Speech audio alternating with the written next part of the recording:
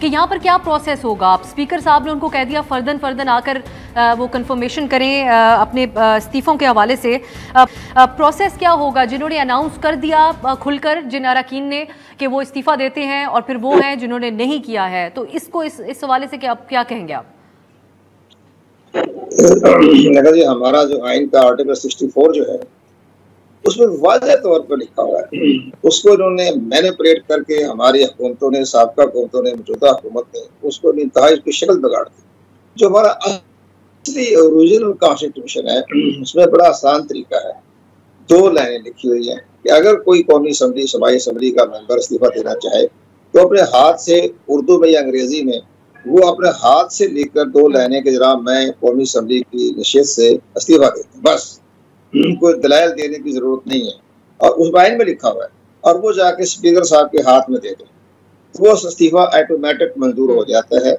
और अब इन्होंने बाद में अपने मफादात के तहत, पार्टी के मफादात के तहत, इन्होंने अपने एक पार्लियामेंट्री एक्ट के तहत उसमें तरमीम कर ली, रूल बना लिए। रूल उसके तहत ये कहा कि जब तक स्पीकर साहब मुतमईन नहीं हो जाते तो वो इस्तीफा मंजूर नहीं होगा। वो अपने पार्टी के जो नजरियाती जो बागी ग्रुप थे उनको बचाने के लिए उन्होंने एक नई हरकत ये की कि हर एक को बुलाएं, कमरे में बंद करके पूछे आपको दबाव तो नहीं है, आपको डराया तो नहीं गया था, आपको धमकाया तो नहीं गया था, आपको मुकदमे बनाने की बातें तो नहीं की गई थी। अगर वो ये कहे हाँ जी मुझे डराया धमकाया गया था तो फिर कौमी असम्बली का स्पीकर उस इस्तीफे को रिजेक्ट कर देता जी, मैं इसको तस्लीम नहीं करता।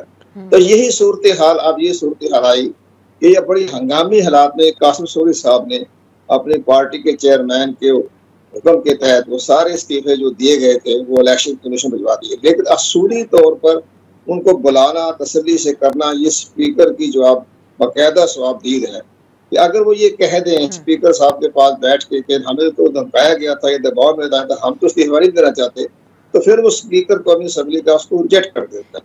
अब तहरीक इंसाफ के साथ ये जो वाकया अब अगर नहीं जाते सर, ये कोई नया वाकया नहीं है और फर्दन नहीं जाते, अब अगर उसमें फिर क्या होगा?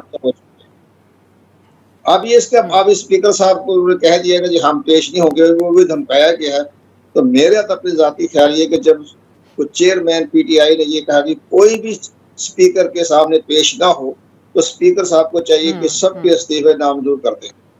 ये उसका मतलब ये है कि वो सारे एक पार्टी के चेयरमैन के गिर्द घूम रहे हैं और उनकी राय को आगे जाहिर करना या उनको चेयरमैन की हुक्म के खिलाफ जाके स्पीकर साहब के सामने अपनी मजबूरी ना बयान करना, तो वो मजबूर हैं। अब ये स्पीकर साहब के पास इख्तियारात हैं कि वो तमाम इस्तीफे जो है नामंजूर कर दे। मैं नामंजूर करता हूँ, अजीज भाई जिसको ज्यादा शौक है, इमरान खान हो गया, शायद कुरैशी हो गया, एक एक्सेप्ट कर लें, बाकी सबको नामंजूर कर दें, वो सब खुश हो जाएंगे। अंदर सब मिले हुए। आज मैं कौमी असम्बली सेक्रेटरी किया था, सारे मेंबर वहाँ घूम रहे हैं, सारे मेंबर वहाँ घूम रहे हैं जाके, आगे चेयरमैन बारात भी मौजूद है।